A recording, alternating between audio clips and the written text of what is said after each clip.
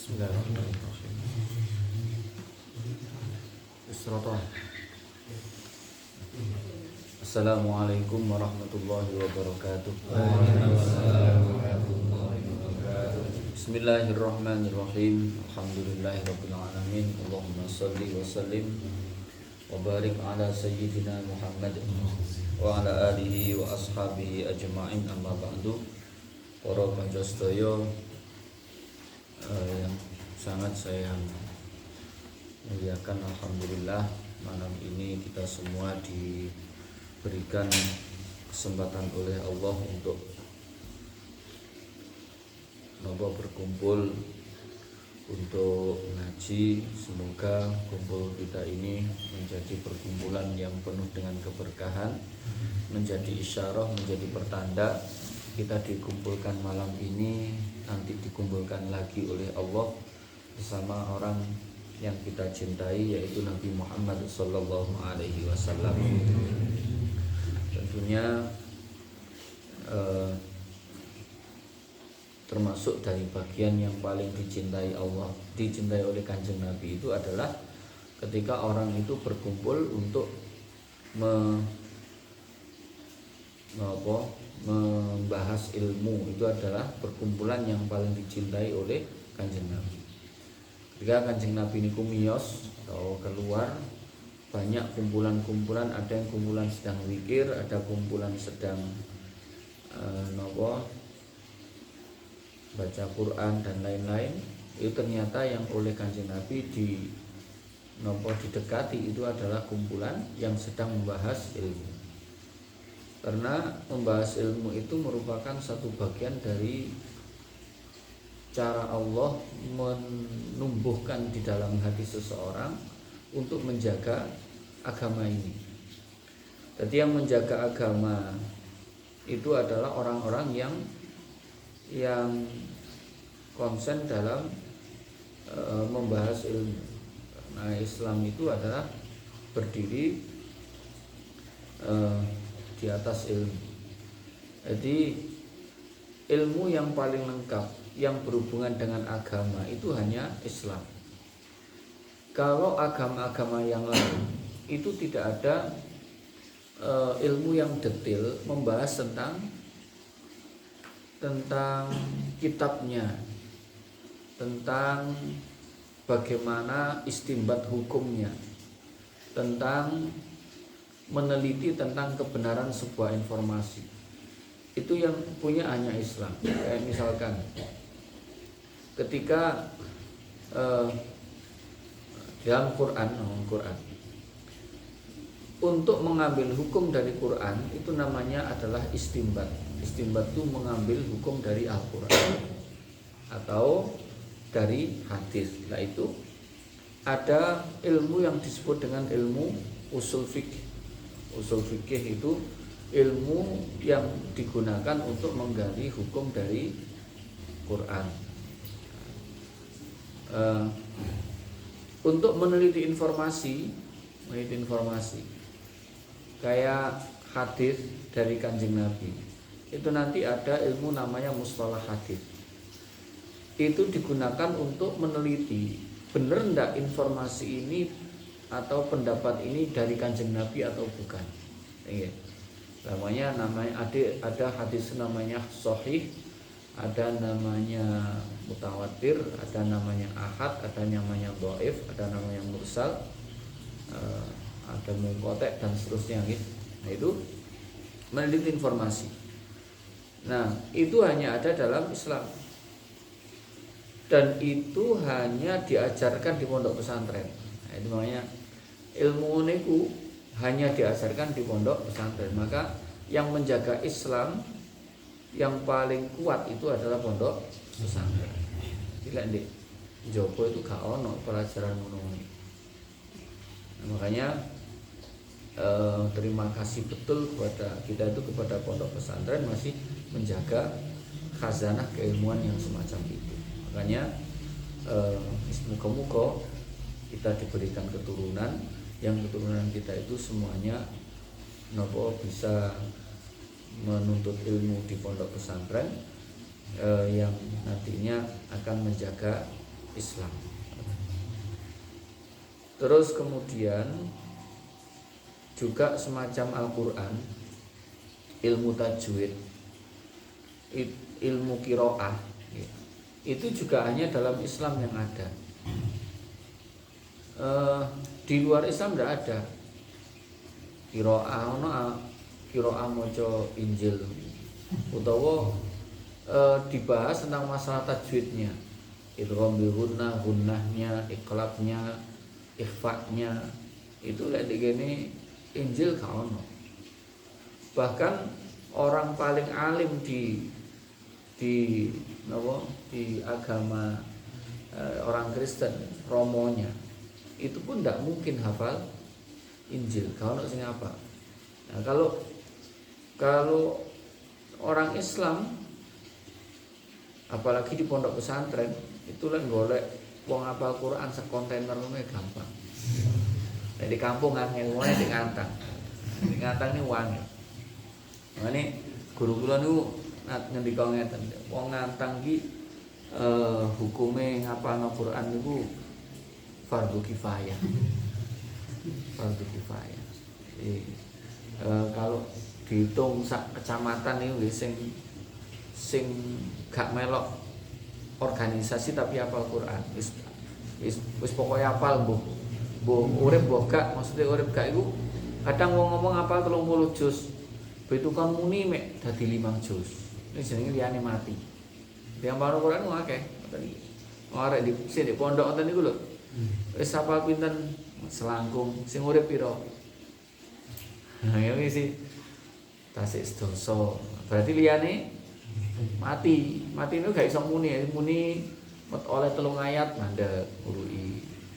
4 ayat marep niku jenenge mati. Jadi lek wong ndek pondok niku apa setoran ngoten niku sak lungguhan yo. Wis lek wis napa tasmi 30 juz ya wis sak lungguhan, mulai pagi engko sampai sore nih sak lungguhan niku oleh 15 juz. Menisuk mulai meneh sampai sore 15 juz. Niku berarti sak lungguhan. Niku berarti wis urip kabeh. Nah, itu yang ada hanya di Islam. Maka banggalah kita itu berada di agama yang luar biasa, menempatkan ilmu itu menjadi sesuatu yang paling diistimewakan. Ini agama yang paling ilmiah itu ya agama Islam. Ya. Ada lagi masalah qiraah. Ada qiraah itu ada qiraah sab'ah, ada ditambah lagi 3 berarti 10, ditambah lagi 4 yang syad, berarti ada 14. Nah, yang kita baca itu baru di maca Quran ini baru 1 jenis, yaitu riwayat Asim. Itu pun ada 2 rawi. Nah, jadi kalau kita baca ini kisik baca 1/40-nya, 10 masing-masing ada 2 rawi berarti 20. Berarti kita baca itu 1/20 Quran. Nah, tidak maca niku yang kita model maca awake dhewe niki berarti 1/20-nya Quran. 1/20 cara baca. Karena cara membaca Quran itu ada 10 yang mutawatir. Ada 10 qiraah asyrah namanya. Ada 10 yang masyhur itu ada yang masyhur itu ada 7 qiraah sab'ah itu ditambah 3 mutawatir, dan ada 4 yang syad itu tidak boleh diamalkan, tapi perlu diketahui itu ilmu. Nah, pun itu hanya ada di Islam, mungkin luar biasa. Makanya tidak ada orang Nasrani yang paling alim sekalipun apal Injil itu tidak ada. Tapi di Islam kadang orang arek 3 tahun, 7 tahun wis hafal Quran. Kene hafal minimal 10. Nah, lagi lumayan. Kulo ping 3 wis padha karo khatam. Ini luar biasa. Makanya Quran itu dijaga. Jaga itu artinya tidak akan sampai diselewengkan, tidak akan dikelirukan. Kenapa? Karena kalau ada orang mencoba mengubah 1 huruf saja, itu pasti diprotes. Kenapa akeh sing hafal? Tidak tidak mungkin dipalsukan. Tapi kalau yang lain itu sangat mungkin dipalsukan. Mau ngilangi rong huruf itu artinya kan beda. Misalkan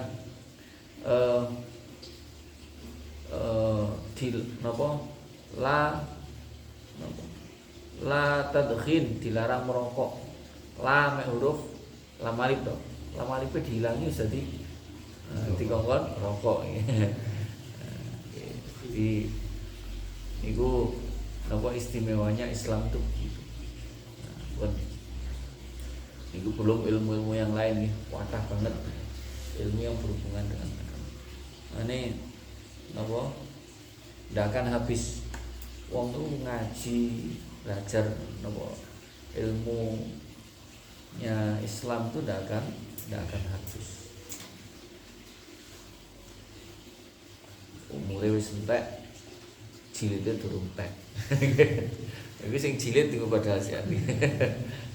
Durung sampai engko kena ghoribe.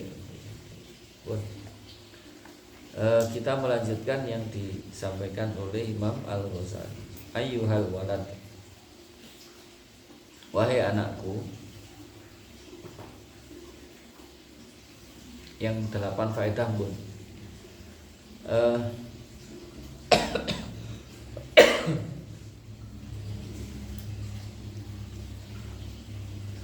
Fa'lam annahu yambaghi lis-salik syaikhun mursyidun murabbi. Seorang santri, seorang salik, orang yang berusaha mengambah itu berarti menempuh jalan Tuhan, itu dia harus punya guru mursyid. Guru mursyid itu guru yang menunjukkan dan yang mendidik. Apa tujuannya? Liukhrija al-akhlaqo, liukhrija al-akhlaqu as-sayyi'at, as-sayyi'atu minhu bitarbiyatihi wa yaj'ala makanaha khuluqan hasanah. Apa tujuannya punya guru mursyid itu? Agar akhlak buruk yang ada pada dirinya itu dikeluarkan, diganti dengan akhlak yang baik. Nah, wa makna tarbiyati yusbihu al-fallaha alladhi yaqla'u syauka wa yukhriju an-nabatati al-ajnabiyata min bainizzar liyahsuna nabatuhu. Pendidik itu serupa dengan petani yang dia itu menghilangkan duri atau membuang rumput-rumputan yang ada yang tumbuh di antara tanaman-tanamannya. Agar apa? Agar tanamannya itu bisa menghasilkan panenan yang baik. Itu namanya mendidik. Jadi petani itu nandur, terus kemudian ya kudu diilangi suketi, itu namanya mendidik. Nah itu namanya tazkiyah, membersihkan.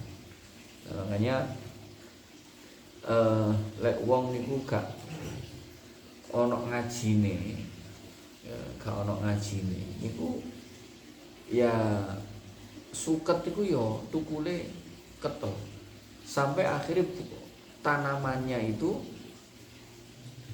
kalah. Nah, di tanduran ini kalah karo sukete.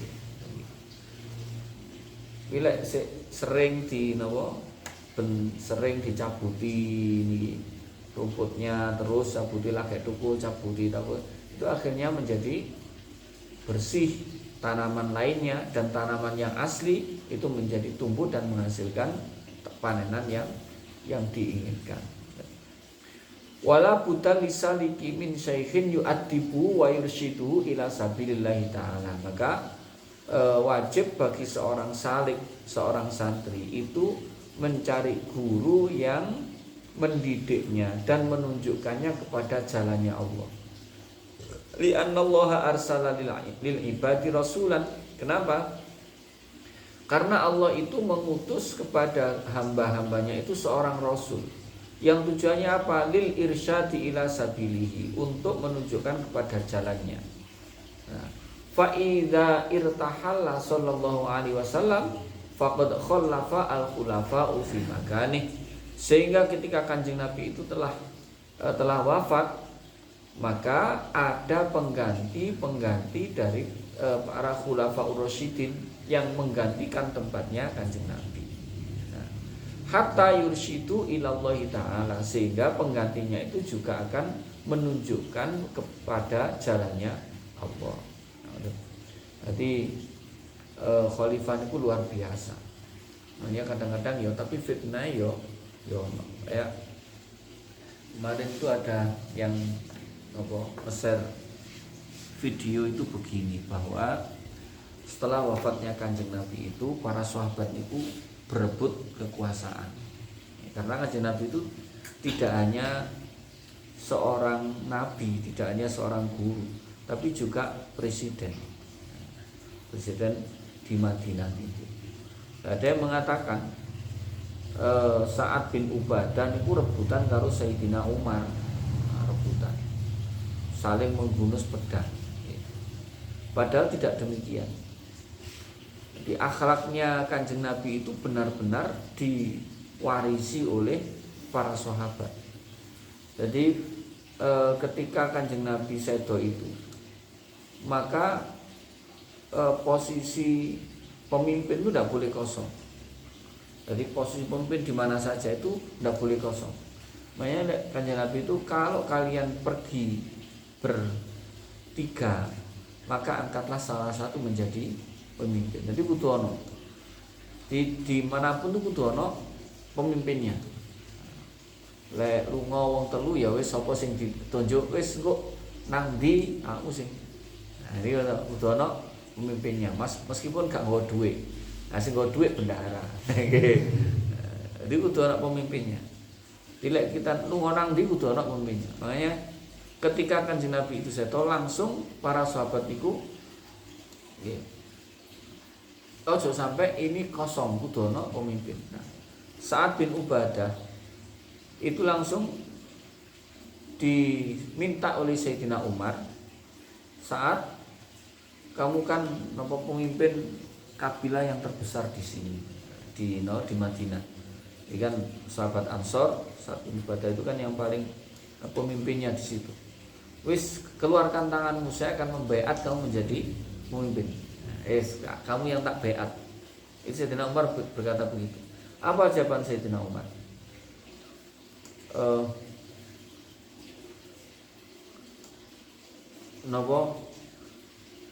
Sing meminta di baiat itu adalah sing mau membaiat itu Sayyidina Umar.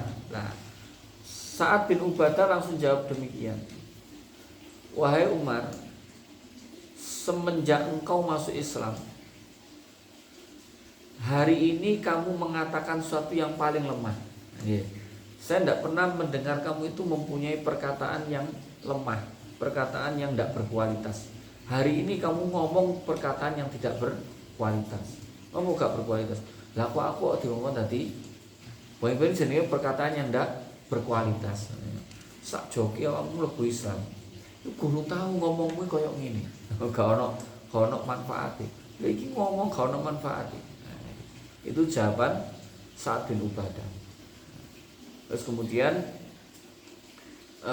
Abu Bakar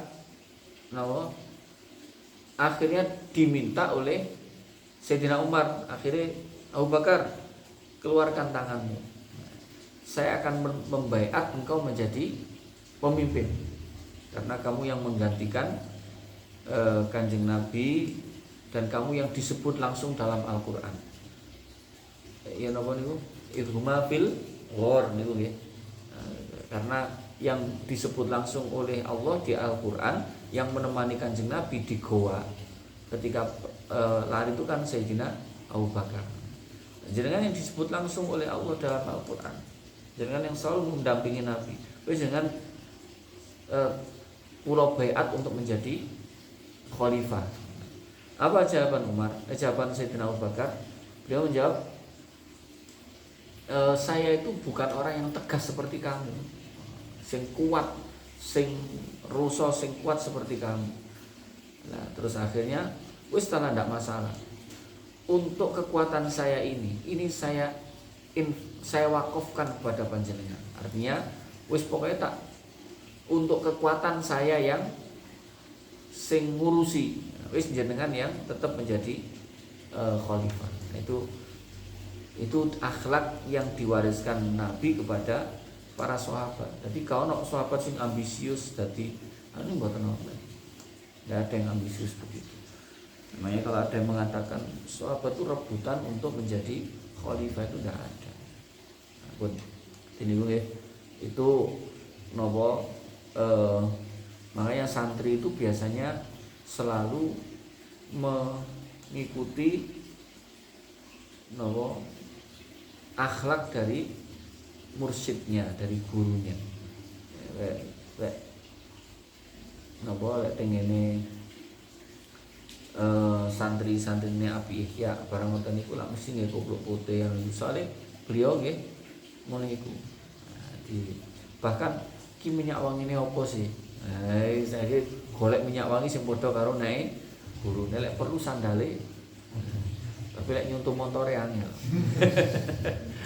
Untuk nyuntuh motore angel. Oh idola Gus Ikdam ngono nyuntuh motore ya angel. Nyuntuh motore angel. Nyuntuh sing gampang-gampang mawon. Nyuntuh sandale ya angel. Nyuntuh sandale angel mone nyuntuh motore. Nyuntuh sing gampang mawon. Niku nggih. Niku napa guru mursyid itu mewariskan napa akhlaknya kepada para santrinya. Wala budda lisalikin. Terus hatta yursyidu ilallah wa syartu syekhna. Sekarang siapa orang yang pantas dianggap sebagai mursyid, sebagai guru?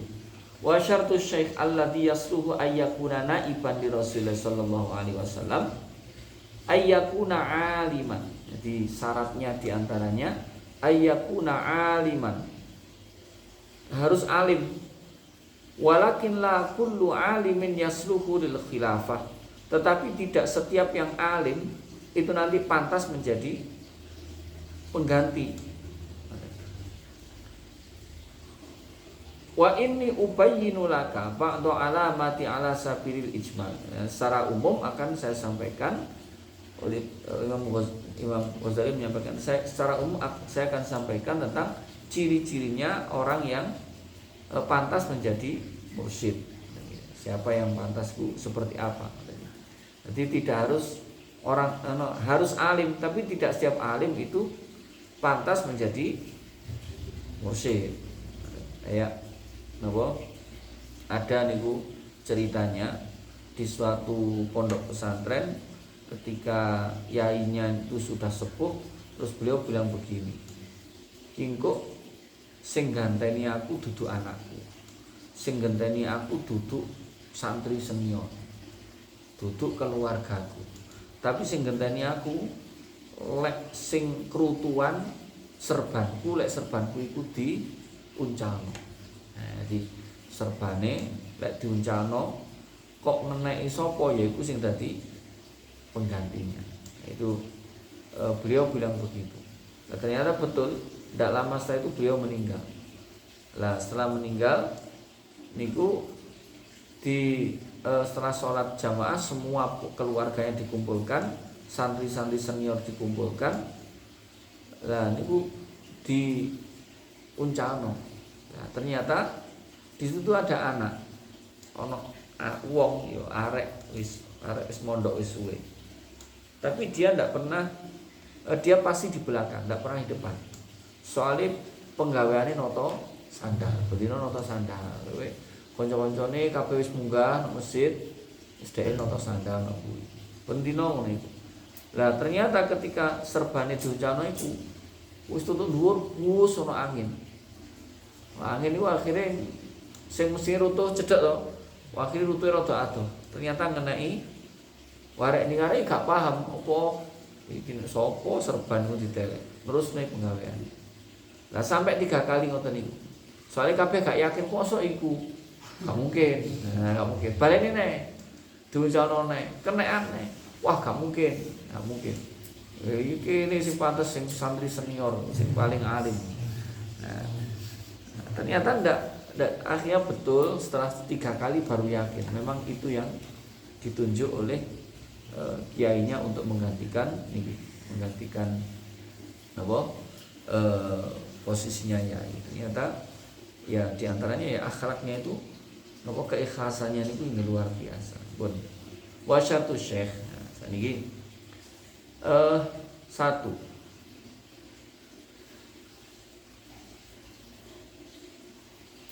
Apa tujuannya disebutkan ini? Kenapa kok harus disebutkan tujuannya? Tujuan Imam Ghazali menyebutkan itu begini.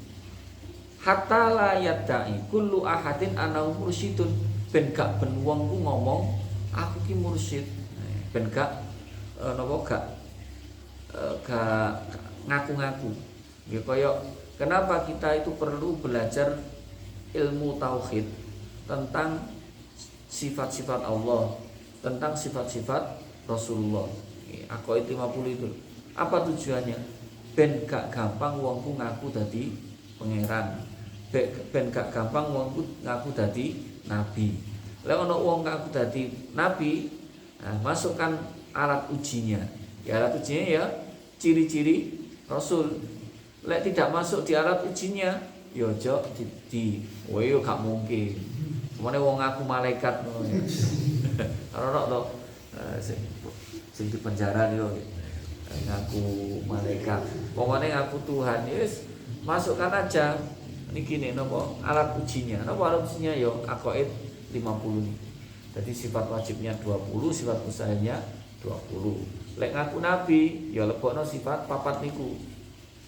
Nopo sifat wajibnya yang 4, mustahilnya 4, jaiznya yang 1. Alat ujinya masukkan. Lek kok berhasil, ya bisa jadi, masih bisa jadi gitu. Nah, tapi kata yo wangel. Wong sitik amanah tablet fatonah yo wangel. Ya kudu cerdas tenan. Wong ngaku nabi kok lalian. Ngaku nabi yo ngapusi wis ora kena. Pun niku napa? Kenapa kok perlu disampaikan oleh Imam Ghazali tentang ciri-cirinya ini? Mayyuridu an hubbid dunya wa hubbil jah. Yang pertama,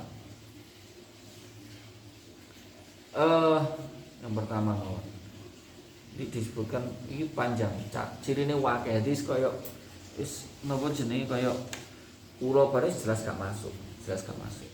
Jadi sing masuk is kaya Mbah Hasyim Asy'ari wis masuk. Mbah Khalil is kaya yai-yai sak napa nom-nom ngoten iki ya wangel Bu. Ciri-ciri ngoten iki.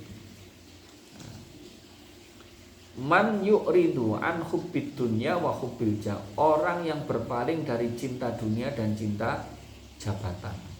Wangel. Wis kiai wis anu marino dibae dadi tim sukses. Lah wonten niku ya wangel mangane. Jadi orang yang pertama itu orang yang berpaling dari cinta dunia dan cinta jabatan. Wa kana qad taba'a li syakhsin basiron tatasalsala mutaba'atuhu ila sayyidil mursalin. Nah, orang-orang yang mengikuti orang-orang yang demikian tadi yang pertama, ciri yang pertama. Ini yang kedua nih, ini yang pertama tadi. Dia berpaling dari cinta dunia dan cinta jabatan. Yang kedua, wa kana qad taba'a li syakhsin basiron tasalsalu mutabi'atu ila sayyidil mursalin. Yang kedua, dia itu mempunyai guru yang juga guru mursyid, yang bersambung, yang gurunya itu juga punya guru yang mursyid, gurunya punya guru yang mursyid, demikian tersambung sampai Kanjeng Nabi. Demikian itu sampai tersambung kepada Kanjeng Nabi. Jadi ya wangel nomor 1 sangat nomor 2 dan seterusnya. Pun tak tambah sisine. Wa kana muhsinan riyadatan nafsihi biqillatil akli wal qauli wan naumi wa qatatis sholawati was shadaqati was shaumi. Ini wafat meneh. Dia itu istimewa dalam riyadhah, dalam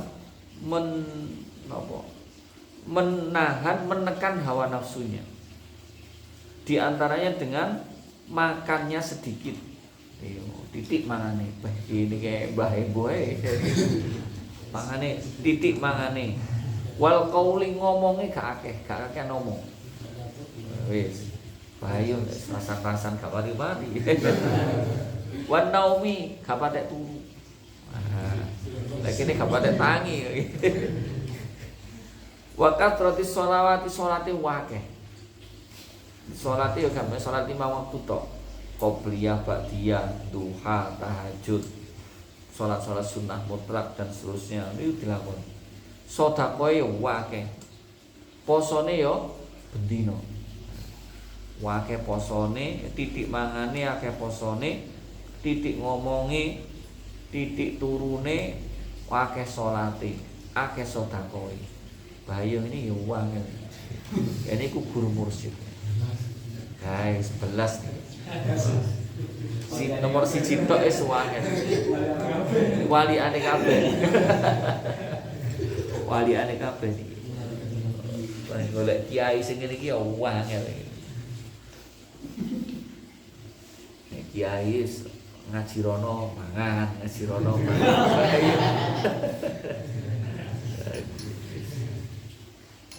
Arep apa sih arep poso, aduh lek poso gak kuat ngaji. Pun niku ciri di antara ciri-cirinya. Pun mungkin wallahu alam niku sementara. Kita teruskan dan malih. Wa kana bi mutafiati.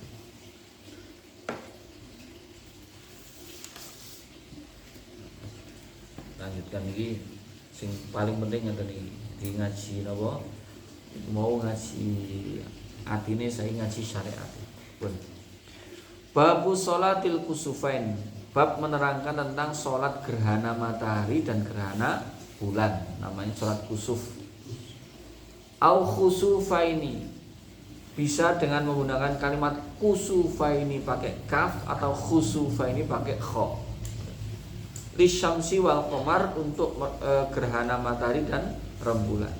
Nah yang paling sahih itu, yang paling fasih itu adalah kusufis syamsi. Jadi kalau matahari pakai kusuf, kalau rembulan pakai khusuf. Khusufil qamar atau kusufis syamsi. Itu bahasanya. Nah, dasarnya itu adalah istimbat hukumnya itu dari dawuhnya Allah Ta'ala di surat Fussilat ayat 37, la tasjudu lisyamsi wala lil qamari wasjudu lillahi alladzi khalaqahunna in kuntum iyyahu ta'budun. Jangan sujud kepada matahari, jangan sujud kepada rembulan, tetapi sujudlah kepada Allah yang telah menciptakan keduanya, yang menciptakan rembulan, menciptakan matahari, jika kamu memang mau menyembah in kuntum iyyahu ta'budun. Jadi sujud nangin, makanya sujud itu tidak boleh sembarangan. Sujud itu hanya boleh sujud sholat, termasuk sujud sawi, sujud syukur, sujud tilawah. Selain itu tidak boleh. Dan itu sujud itu hanya sesuai dengan aturan syariat, tidak boleh tidak. Kudu nutup aurat, kudu madhep kiblat, kudu suci. Diawali dengan takbir, diakhiri dengan salam. Jadi harus sujud niku di Allahu Akbar, sujud, tahiyat akhir, salam. Nah, niku sujud tilawah atau sujud syukur ya ngono. Masih sujud syukur ya kudu. Enggak boleh bal-balan nglebokne bal langsung sujud. Niku ya haram hukumnya, enggak boleh. Niku gak sujud syukur tapi syukur sujud. Gak sesuai syukur sujud. Atau ndelok pengumuman terima pegawai langsung geruduk sujud. Itu juga namanya syukur sujud. Maka harus menghadap kiblat, harus suci, harus menutup aurat. Itu tidak boleh kalau tidak.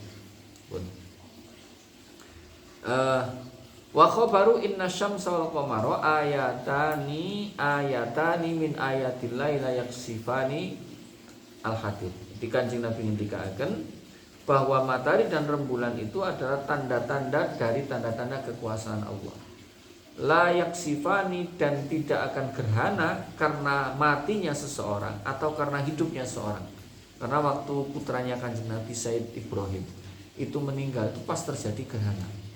Lah wong nganggep iki gerhana iki gara-gara matine putrane Kanjeng Nabi. Lah sampeyan ngendi kok ora, gerhana iku gak mergo matine wong, gak mergo uripe wong. Terus ngene wis gak usah mergo-mergoan. Jadi kalau Nabi memutuskan keinginan orang untuk bertanya kenapa terjadi, langsung fa idza ra'aitum dzalika fasallu wad'u hatta yaksifa ma bikum. Lek pas gerhana, maka kamu melihat ada gerhana, maka sholatlah. Terus dan doalah sampai terbuka, sampai gerhanane mari. Dan misalkan ngene hitungan gerhana, itu katakanlah 10 menit gerhana terjadi selama 10, ya wis sholatnya doanya selama 10 menit sampai mari gerhana. Saya kan iso dihitung tanggalnya, jamnya, lamanya itu bisa dihitung. Sekarang hukumnya apa? Hukumnya sunnatun muakkadatun walau lin munfarid. Sunnah muakkadah meskipun sholat sendiri. Wa yukrahu tarkuha, makruh meninggalkan sholat gerhana. Dan disunahkan berjamaah, disunahkan di masjid.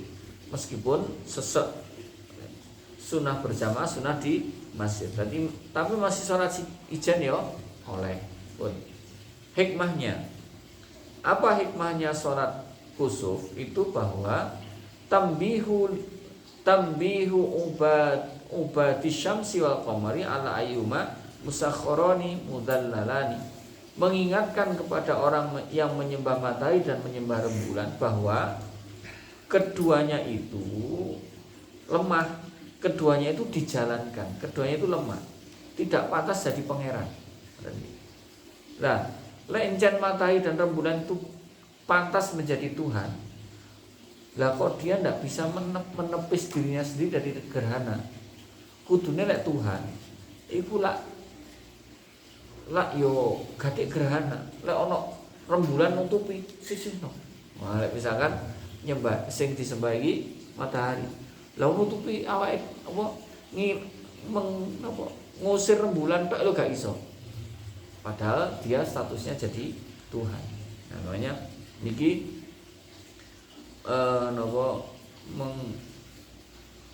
mengingatkan kepada orang yang menyembah matahari bahwa matahari itu gak pantas disembah. Wong niki memancarkan nanti yang menghalangi cahayanya itu dia tidak bisa mengusir. Tidak bisa mengusir, apalagi kok menciptakan sesuatu. Jelas tidak mungkin. Terus kapan waktunya? Waktu masuknya sholat gerhana itu ketika mulai terjadinya gerhana, ketika mulai tahoyur, mulai berubah, mulai gelap. Kapan berhentinya? Sampai injila, atau sampai terbenamnya matahari. Sampai injila berarti sampai asalnya peteng wis padang, berarti padang entek waktune. Wafil khusufi itu kalau gerhana matahari sampai terang. Kalau gerhana rembulan sampai injila, ya sampai selesai dan sampai terbitnya matahari. Misalkan meh pagi, meh terbit matahari. Nah, itu nanti begitu terbit matahari ya wis entek. Pun. Terus kemudian sekarang caranya. Nah, caranya. Kaifiyatu sholatiha la salatatu kaifiyat. Ada 3 cara. Nah, ini penak lek carane iku. Sok gerhana iku kudu ngono nah. Lek carane iki penak. Al-awwal, cara yang pertama. Ayu sholla rok'ataini ka sunnati subuhi min ghairi tatwil. Yang pertama, salat 2 rakaat koyok salat sunnah qobliyah subuh. Tanpa memperpanjang. Wis pokoke salat 2 rakaat iku berarti wis nglakoni salat krana. Ya. Itu cara yang pertama. Nah, cara yang kedua, antusalla rakaataini min ghairi tatwil bi ziyadati ruku'in wa qiyamin fi kulli raka'atin. Fayakunu fi kulli raka'atin qiyamani qira'atani wa ruku'ani wa tajibu qira'atul Fatihati fi kulli qiyamin. Yang kedua, dia sholat 2 rakaat. Tidak panjang. 2 rakaat tidak panjang. Dengan menambah rukuk dan menambah berdiri pada setiap rakaat. Jadi Allahu Akbar rukuk ya, rukuk Allahu Akbar. Terus ngadeg meneh, maca Fatihah meneh, terus rukuk meneh. Terus itidal, terus sujud. Tadi rukuke pindho. Menambahi. Jadi ngadege loro. Lho kok loro kan Fatihah loro, tadi ngadege loro. Rukuke loro. Nambah rukuk. Setiap rakaat itu membaca 2 Fatihah, melakukan 2 kali rukuk. Itu cara yang kedua. Cara yang ketiga, wahya al-akmal, yang paling sempurna bagaimana? Antusalla rakaataini kal kaifiyatisannya. Yang ketiga yang paling sempurna seperti cara yang kedua tadi, cuma diperpanjang. Kalau tadi kan pendek, tapi diperpanjang. Diperpanjang pada apanya? Pada membaca suratnya, pada rukuknya, pada sujudnya. Pada sujudnya itu maca tasbih di akehno, rukuke yang ngono disuwekno, ngadege yang ngono disuwekno. Nah, suwe itu gimana? Suwe itu misalkan untuk rakaat pertama itu maca surat Baqarah. Wah yo. Surat Baqarah meh 3 juz. Iku lek dawa niku rakaat pertama, ngadeg sing pertama. Ya no, mari Fatihah maca Baqarah. Terus rukuk. Terus ngadeg meneh maca Fatihah meneh. Terus maca surat Ali Imran. Ali Imran iki. Juz iki Ali Imran. Mari ngono terus sujud. Terus mari ngono wis normal nggih, terus ngadeg meneh. Ngadeg meneh mari Fatihah maca surat An-Nisa. An-Nisa. Mari ngono rukuk, ngadeg meneh maca surat Al-Maidah. Bayu. Niki geringan nih. Niki cara yang paling sempurna. Sekarang rukuknya juga dipanjangkan. Rukuk dipanjangkan itu kira-kira setiap kali rukuk maca 100 ayat. 100 ayat dari surat Baqarah. Rakaat kedua, rukuk kedua kira-kira maca 80 ayat. Rukuk ketiga kira-kira maca 70. Terus rukuk yang keempat kira-kira maca 50 ayat. Bayu. Ngene iki yo pantes mursyid lah iso nglakoni. Wangel ngeten iki. Iki yo tetep disampaikan. Masih ora kira nglakoni yo paling gak ngeten lho, paling gak iku ngeten. Lek gak iso nglakoni kabeh, iso nglakoni sebagian. Kayak misalkan wong duwe utang 4 juta. Nih, duwe dhuwit 1 juta. Wah, duitku 1 juta gak tak sahur wis. Oh ya ora kene. Lek encen duwene 1 juta ya 1 juta disahurno. Malayu droku kullu layu droku kullu, lek gak iso blas, ya lek gak iso kabeh ya paling gak sebagian dilakoni. Kaya napa wong haji ngoten niku lho nggih. Lah misalkan awake dhewe iki budal haji iki mbuh kira-kira mbok iso mbok ora. Paling gak lek ana wong haji ku nyangono. Nah, lek kula biasa lek ana wong haji nyangono, kadang bingung wong ini kan gak usum ning mriki. Nah, lek kula mesti nyangon iki. Mane lek kula niku biasane duwe dhuwit real, tak siapno. Soale lek duwike gak real kok dibelanjakno ndek kene. Lah karep paling tidak ngeten, ben ditakoni, "Lah mau gak haji?" Lho, kula niku dhuwit kula tutuk Mekah. Paling gak dhuwit wis tutuk Mekah. Masih gurung Budarono paling gak dhuwit wis tutuk mriko. Nanti mboten lek nyangoni niku kono haji duwe dhuwit kok malah kene sing nyangoni mboten ngoten. Kita itu istilahnya koyok tip, napa jenenge titip kepada orang yang haji itu biar bisa dibelanjakan di Mekah. Lek sing wong apian ya dhuwit iku digawe sedekah di Mekah. Ngoten lho. Maksudnya niku ngono, ora nyangoni ben lha wis sugih kok di sangoni. Wae mantune iku iso mantu gedan-gedan. Jadi niku adat lek niku nggih lek wong haji niku lek kula biasa kadang bingung wong ngoten niku meneh dibalekno. Wong ora dhewe gak usum ora apa-apa. Tapi maksud kula ngoten. Paling tidak napa duwike tutuk Mekah, tutuk Madinah. Pun. Nanti paling tidak itu yang nglakoni meskipun cuma 2 rakaat. Pun sunnah disunahkan mandi nggih. Disunahkan mandi tapi gak disunahkan macak, disunahkan mandi ngono. Nggih. Disunahkan membacanya dengan lantang Fatihah dan suratnya itu untuk sholat gerhana rembulan. Kalau gerhana matahari sebaiknya isror, jadi gak usah maca banter. Tapi lek gerhana rembulan macane banter. Terus sunnah khutbah, imamnya sunnah khutbah setelah sholat.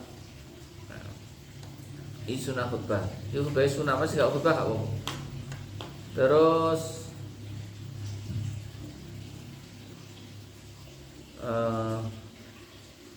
bagaimana kalau pas Jumat ini terjadi gerhana? Nah, pas Jumat dari ini gimana? Maka fayusolli al-kusufa awalan tsumma yaktubu biniyati khutbatil jumu'ah. Tsumma yusolli al-jumu'ah. Jadi ngene carane. Salat kusuf dhisik. Mari ngono khutbah. Khutbah niku diniati khutbah Jumat. Mari ngono salat Jumat. Iya. Lek salat Jumat itu kan khutbah dhisik terus salat. Lek kusuf salat dhisik lagi khutbah. Salat niki salat kusuf itu terus khutbah diniati khutbah Jumat, terus mari ngono salat Jumat. Niku lek pas Jumat terjadi gerhana. Tusanu as-sholatu munfaridan, disunahkan sholat ijen ketika huduti zalazila wa sawa'iqa warihin syadidatin. Misalkan waktu terjadi gerhana itu ternyata ada semacam bencana. Apakah napa niki gempa, napa ana angin buanter, napa-napa niku tetep mergo sunahnya itu sunah muakkad, tetap disunahkan untuk ngerjakno sholat, dan itu dilakukan dengan ijen. Gak usah sholat jamaah. Jamaah malah kurang karet ini. Pun wallahu a'lam bishawab. Ada pertanyaan? Jam 11. Al-Fatihah. A'udzu billahi minasy syaithanir rajim. Bismillahirrahmanirrahim. Alhamdulillahi rabbil alamin. Ar-Rahmanir Rahim. Maliki yaumiddin. Iyyaka na'budu wa iyyaka nasta'in. Ihdinas siratal mustaqim. Siratal ladzina an'amta 'alaihim ghairil maghdubi 'alaihim waladdallin. Rabbighfirli wa liwalidayya wa lil mu'minina amin. Subhanakallahumma wa bihamdik asyhadu an la ilaha illa anta astaghfiruka wa atubu ilaik. Assalamualaikum warahmatullahi wabarakatuh. Waalaikumsalam.